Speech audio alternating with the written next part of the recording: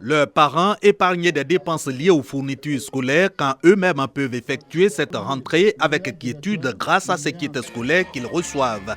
230 au total, ces écoliers et élèves sont lauréats du prix d'excellence de la sous-préfecture de Dibrias-Rikro dans le département de Sakassou.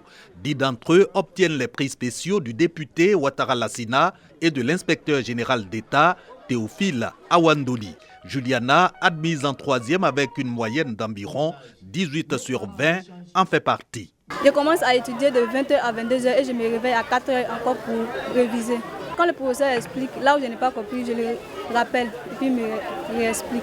Le prix d'excellence de la sous-préfecture de Dibrias-Rikro est à sa 2e édition avec pour innovation la distinction des meilleurs enseignants. L'objectif reste le même, inculquer le goût de l'effort. Pour le compte du patron de cette journée, le directeur de cabinet de l'inspecteur général d'État indique que le prix d'excellence sème la graine du développement et engage les populations à la base à s'en saisir. Vous voyez les grands types ici, ils sont en veste, ils sont en voiture. Ils sont bien habillés, mais ils sont passés comme vous êtes là, à l'école primaire. Ils ont travaillé dans la difficulté, dans l'épreuve, et puis progressivement ils sont arrivés là où ils sont. C'est pour vous dire qu'il faut travailler. Je voudrais vous inviter à travailler. Dans la difficulté, travailler. N'écoutez pas tous ceux qui vous envoient ailleurs, à gauche, à droite, qui vous disent de ne pas respecter. Respectez vos enseignants, respectez vos parents. L'inspecteur général d'État Théophile Awandoli en assure le patronage. La 2e édition du prix d'excellence de Dibrias-Rikro est parrainée par le député Ouattara Lassina, conseiller spécial du président de la République.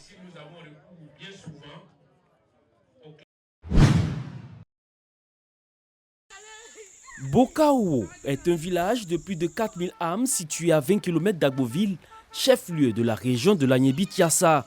Bientôt, ce village disposera d'un dispensaire et d'une maternité, un établissement sanitaire pour répondre aux besoins des populations. Nous sommes très heureuses parce que le ministre a pensé à nous d'avoir bâti un centre de santé pour nous à Bokao, à ce qu'à n'importe quelle heure, nous puissions nous rendre pour ce qui doit se passer, si c'est pour l'accouchement ou si nous sommes malades.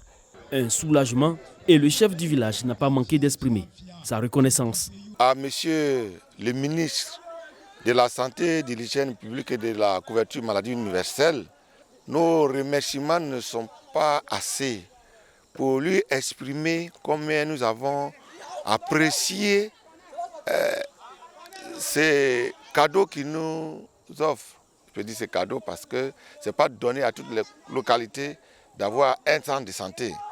Selon le ministre de la Santé, ce TAD s'inscrit dans la vision du chef de l'État qui veut que chaque Ivoirien, là où il se trouve, soit pris en charge au niveau sanitaire. Le pays, depuis 2012, a une progression sur le plan économique et les retombées de cette croissance doivent être ressenties au niveau des populations.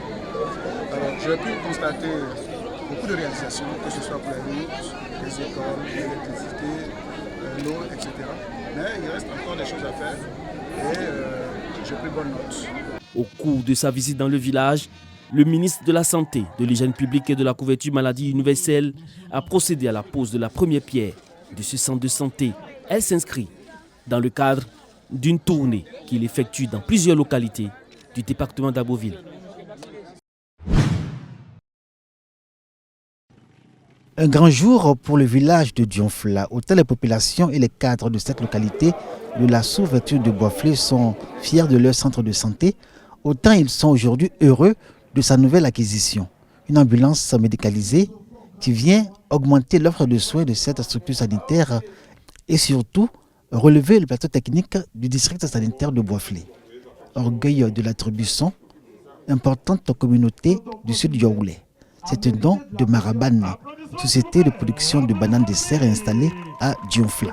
L'idée principale, c'est un système gagnant-gagnant. Par les mécanismes de commerce équitable, nous pouvons engranger de l'argent pour aider et aller de l'avant. Si la coopération se porte de la bonne manière et qu'on arrive à produire et à vendre la banane sur le marché dans ce système équitable-là, on continuera de faire les œuvres.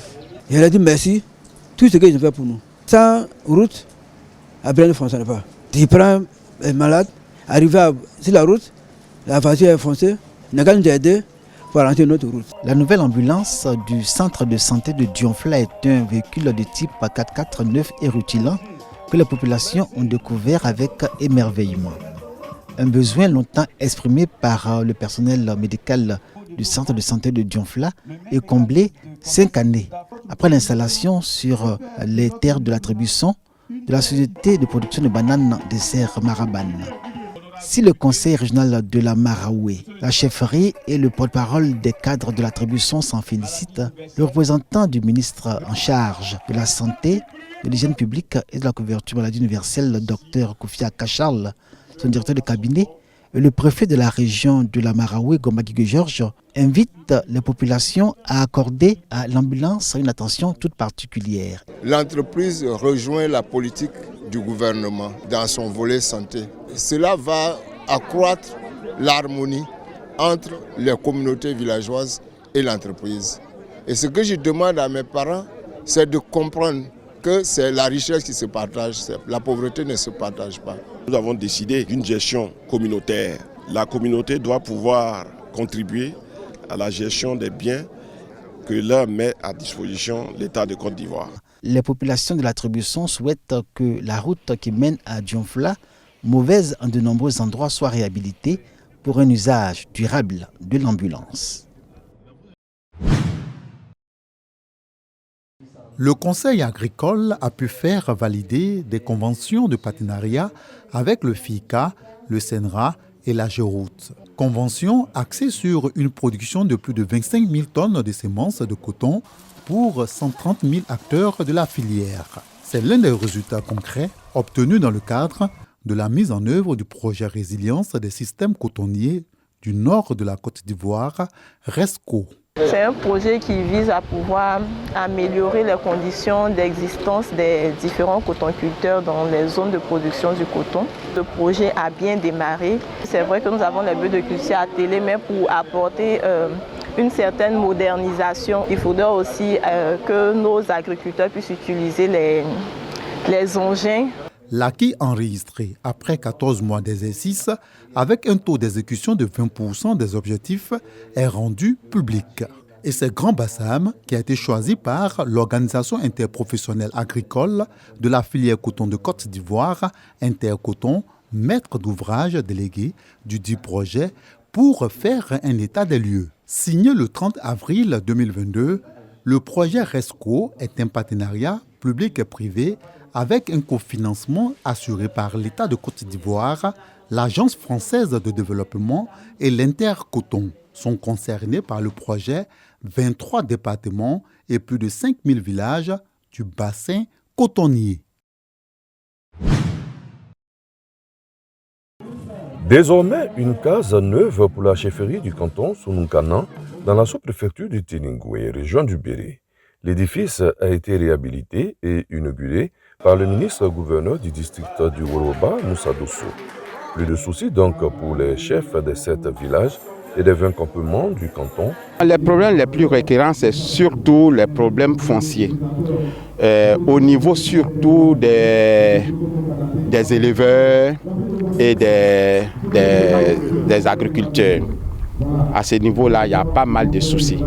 Bon, tant bien que mal, il essaie de tout faire pour qu'on puisse les résoudre, pour éviter d'aller au niveau des autorités, la police, la gendarmerie.